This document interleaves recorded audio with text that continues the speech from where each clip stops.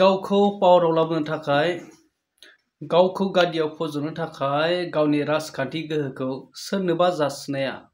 जोंनि बर' हारिनि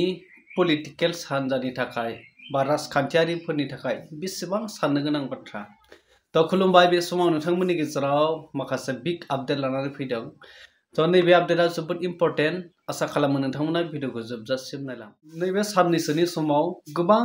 जोंनि बर' हारिनि गेजेराव सानखांनाय फैदों आरो गासैबो ट्राइबेल माहारिफोर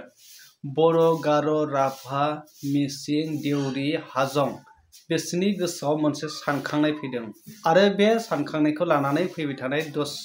नभेम्बराव गासैजों मोनसे जथायनानै जे सिसिटुआ बे सिसिटुआ गोख्रों मोनसे सोमावसारनाय एसटि डिमान्ड खालामनायखौ होबथानायनि मोनसे सोमावसारनाय लादों। बिथांमोना सुबुं गौमा बेयाव गेदेरथार मोनसे सावरायमेल लादों। दा बेवहाय बर', गार', मिसिं, राभा, हाजं, डिमासा गासैबो जेसेबांखिनि ट्राइबेलफोर दङ बिथांमोना खौसे जानानै बेवहाय सावरायगोन। दा नैबे बाथ्राया गोबां साननो गोनां जाबाय जे थांनाय बिटिसि बिसायख'थिनि सिगां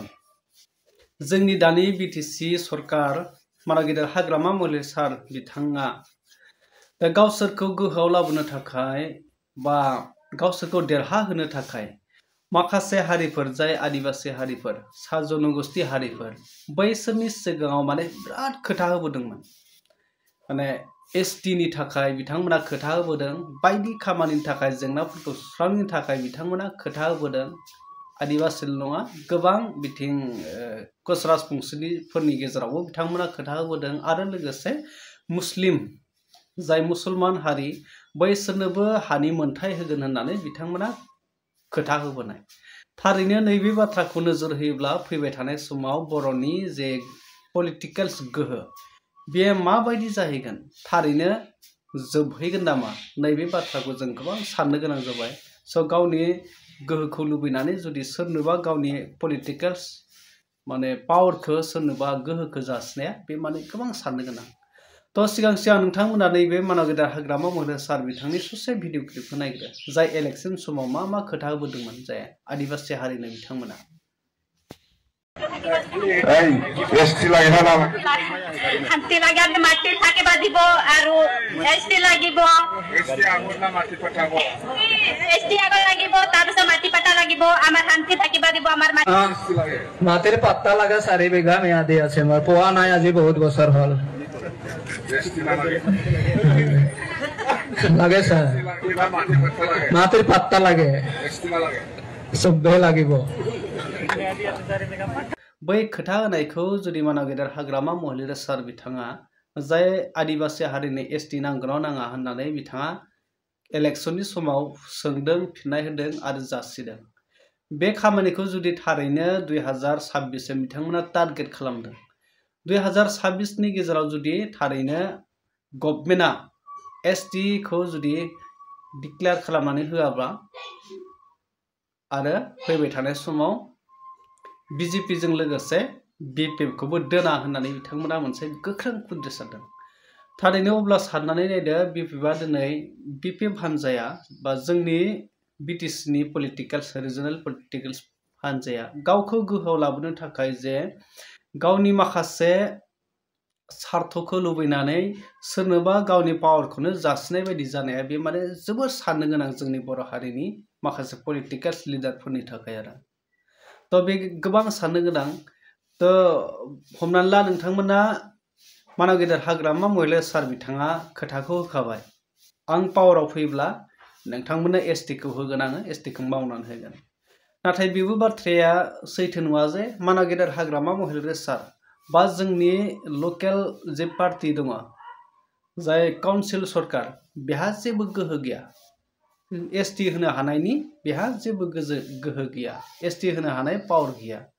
एसटि होनाय होयिया बे काउन्सिल सरकाराव जेबो रावानो फैया, बेवहाय अधिकारानो गैखाया। थेवब्लाबो बिथाङा माखासे पावारनि थाखाय गावखौ देरहाहोनो थाखाय दा बैसोरनो खोथा होबोदों थारैनो जुदि बै खोथा होनायखौ मावफुङाब्ला बिसोरो जायफोरनो खोथा होनाय बिसोरो माने फैबाय थानाय समाव बिटिसिनि जाय सोरखार बा मानाव गेदेर हाग्रामा महिला सार बिथांनि बिपिएफ हान्जानो बिथांमोना भट होनाय नङा दा बे बाथ्राया हले सैथो जाहैगोन आरो अब्ला साननानै नायदो थारैनो जुदि बैसोर बायदिया एसटि जामारोब्ला फैबाय थानाय जोंनि 6 सिडिउलनि जेसांखिनि गोहोफोर बा राजखान्थियारि गोहोफोर बे बेसेबां माने जों बर' हारि हिसाबै बा ट्राइबेल हिसाबै बेसेबां माने गादब जागोन पलिटिकेल्सआव बेफोर बाथ्राखौ एसे साननो गोनां दा जोंनि माखासे रिजनेल पलिटिकेल्स जाय बर'निनो पलिटिकेल्स रिजनेल पार्टिफोर दङ बैसोरनि दैदेनगिरिफ्रा गोबां साननो गोनां माने साननांगौ आरो जोंनि बर' हारिनि माखासे दुखु खस्थ'नि गेजेरजों माखासे मोनबोनाय गोहोफोर बैफोरखौ जुदि खोमाना लाफिननांगौबा बे माने जोबोद साननो गोनां जाहैगोन आरो तो सार्थनि थाखाय गोबां बाथ्रा गोबां माने समायखिरा होनानै लानो हागौ गोबां खोथा होबोनो हागौ नाथाय मावफुंनो हायाब्ला फारनैथिंबो खैफोद जाहैनो हागौ जोंहा तो मानाव गेदेर हाग्रामा महिला सार बिथांनि जे पार्टी बे फैबाय थानाय समाव ओरैबायदि माने खहा गोनां जाहैनोबो हागौ फारसेथिं जुदि एसटिआ जामारोब्ला गावनि हारिनि बर'निनो माखासे पलिटिकेल्स गोहोफ्रा खमायलांगोन आरो गोबां गादब जानाय जाफिनगोन आरो फारसेथिं एसटिआ जुदि जायाब्ला एसटिखौ होआब्ला मानाव गेदेर हाग्रामा महिला सारा बिथाङा गोबां धरना होजागोन आरो फैबाय थानाय समाव बिथाङा बे खाबुखौ मोननाय नङा दा मोनफ्रोमबोथिं माने फारनैथिंबो एसे गुलाय गुजाय जाना दं बायदि आं मोनदों आरो मानाव गेदेर हाग्रामा महिला सार बिथांनि सरकारखौ दा बिथाङा जेरै खोथा होनाय बे खोथा होनाया ओरैनो साधारन नङा आदिबासि रायजो राजाफोरा बे बाथ्रा होनायखौ ओरैनो साधारन होनना सानना लायाखै बेखौ सैथो साननानै लादों बे जुदि सैथो सानना लानायाव जुदि मावफुङाब्ला बे फारनैबो बिथिंथिं बिपिएफ सरकारा माने खहा जाहैनायनि चान्स दङ आरो तो हमनानै ला बिथांमोना जुदि मोनाब्ला